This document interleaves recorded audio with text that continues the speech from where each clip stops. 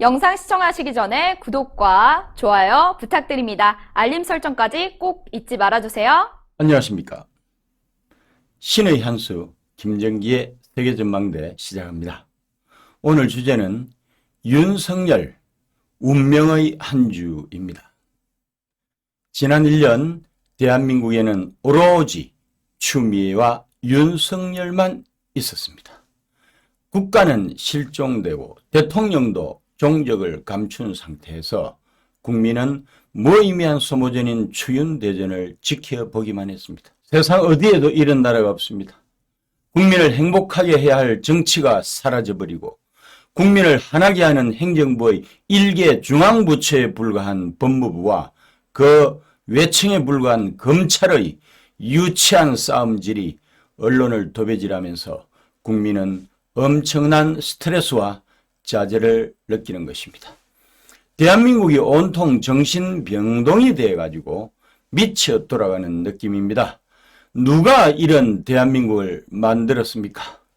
어설픈 586이 주축이 된 문재인 정권과 그 하수인 추미애가 만들어낸 괴물 대한민국의 자상입니다. 국민이 지쳐갑니다. 하루라도 빨리 이 지긋지긋한 전쟁에서 해방되고 싶어합니다. 이번 주 추윤대전에서 윤석열의 거취가 결정이 될 것입니다. 서울행정법원에서 윤석열에 대한 추미애의 직무배제 처분 효력정지 여부 신문을 이미 종료를 했고요. 12월 1일 법무부 감찰위원회가 감찰 과정 및 결과의 타당성을 논의할 것이고 12월 2일 법무부 징계위원회가 징계 여부와 수위 결정을 하게 될 것입니다. 추미애와 윤석열의 대립과 갈등의 연속이었던 법검 쟁투가 정점으로 치닫는 가운데 어느 한쪽의 손을 일방적으로 들어주는 결론이 나오게 된다면 상대방은 치명상을 입게 되는 것이죠. 추와 윤의 운명을 가를 일주일을 한번 살펴보도록 하겠습니다.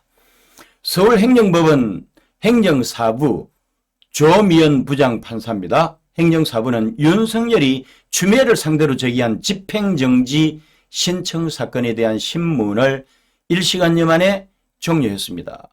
비교적 빨리 끝났죠. 재판부는 이걸 끝으로 본안소송인 직무정지 처분 취소 소송의 판결 전까지 해당 처분의 효력 및 집행을 잠정적으로 중단을 할지 안 할지 여부를 사안의 긴급성과 중요성을 고려해서 빠르면 내일 판단을 내릴 수도 있고요. 심리할 사항이 많고 법적 판단이 복잡하다고 여겨질 경우 결정을 지연시킬 수도 있습니다. 조미연 부장판사의 결론이 언제 어떻게 내려질까요? 무엇보다도 조미연 판사를 주목해 보십시오. 그가 광주 출신이지만은 남편은 부산 출신의 변호사입니다. 그동안 그가 내린 판결을 보면은 좌편향으로 진보적인 성향이지만은 우리법 연구의 소속은 아닙니다. 다소 헷갈릴 수도 있지만은 결론은 이미 나와 있다고 봅니다. 김명수 대법원장이 지배하는 사법부에서 왜 행정사부 조미연 부장판사에게 배당을 했겠습니까? 기각이나 인용 여부가 정치적으로 내려질 것이고 담당 판사의 성향으로 봐서는 인용보다는 기각이 될 가능성이 높다고 봅니다. 다만 결정 내리는 시점을 감찰위원회나 징계위원회 후로 할 것입니다. 그렇게 하는 것이 인용 결정의 여파를 최소화하면서 본인의 심리적 부담을 줄이는 것이기 때문입니다. 보통 집행정지 신청 사건의 경우 재판부는 처분이 정지되지 않을 경우에 회복하기 어려운 손해가 발생하는가 여부를 집중적으로 살피지만 사안이 중요한 만큼 처분의 근거가 된 윤석열의 혐의에 대해서도 살펴보게 될 것입니다. 양측은 재판부를 의식해서 추미애 직무배제 처분의 주요한 근거가 된 판사 사찰 의혹 문건을 둘러싸고서 치열한 법리적인 공방을 펼치게 될 것입니다. 이 의혹은 대검 수사정보정책관실이 올해 2월 주요 사건 재판부 판사의 개인정보와 세평 등을 문건으로 만들어가지고 윤석열에게 보고를 했고요. 윤석열이 이를 반부패부에 전달하도록 지시를 했다는 것이 골자입니다. 추미애는 해당 문건을 사찰 문건으로 규정한 반면에 윤석열은 업무 문건이라고 반박을 하고 있습니다. 대법원 판례는 집행정지 사건에서 따지는 회복할 수 없는 손해에 대해서 금전보상이 불가능하거나 금전보상으로는 사회 통념상 당사자가 참고 견디기 현저히 곤란한 경우의 유무형의 손해라고 규정을 내리고 있습니다. 이 사건에서 회복할 수 없는 손해라고 하는 것은 상당히 추상적인 개념으로서 비슷한 사례를 찾아보기가 어렵기는 합니다. 일반적인 집행정지 사건에서 따지는 손해와는 다른 문제라는 것입니다.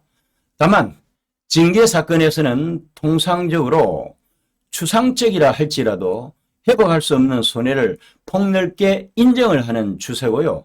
윤석열은 단순히 총장 개인에게만 손해가 있는 것이 아니라 법무부의 징계권 남용 때문에 검찰 조직 자체의 독립성 침해 내지는 수사방해에 따른 공익적 침해가 있다고 충분히 주장을 할 수가 있는 것입니다. 윤석열은 추미애의 처분 이후 자리가 아니라 법치주의를 지키겠다고 말했습니다. 이 말이 신문의 쟁점이 될 것이고요. 결국 법치주의의 관점에서 회복할 수 없는 손해라고 하는 부분을 구성할 수 있을 것이라고 봅니다. 12월 1일 검사 징계 시 자문 역할을 하는 법무부 감찰위원회가 열립니다. 당초에 법무부는 대부분 외부 인사들로 구성된 감찰위원회를 패싱해버리고 징계위를 소집을 했는데 이것을 뒤늦게 알게 된 감찰위원 다수가 문제 제기를 하면서 감찰위원회 임시회의가 급하게 열리게 되었습니다. 감찰위원회 의견은 권고적 효력만 있지만은 법무부 장관 위촉에 따라 구성된 감찰위원회가 윤석열 감찰은 부당하다는 의견을 내게 된다면 추미애 법무장관에게 큰 타격이 될 수도 있습니다. 감찰위원회에는 회의 정족수인 위원장 포함 6명 이상이 참석할 예정으로 되어 있는데요. 대부분은 윤석열 감찰의 적정성을 따져봐야 한다는 입장인 것으로 알려져 있습니다.